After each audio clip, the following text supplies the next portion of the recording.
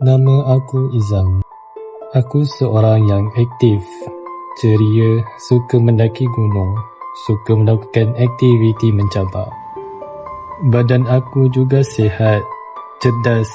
Aku sentiasa bersukan, menghilangkan stres. Hidup aku bahagia, meluangkan masa dengan kawan-kawan. Tapi tidak pernah aku lupa rokok di tangan. Nasihat kesihatan diri yang datang, tidak aku ambil peduli. Rokok di tangan, paru-paru di derak. Bisikan-bisikan syaitan, Tengoklah sikit je lah video tu. pula aku ikuti.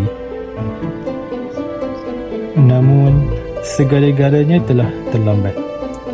Aku mula mengalami kesukaran bernafas dan juga batuk berdarah.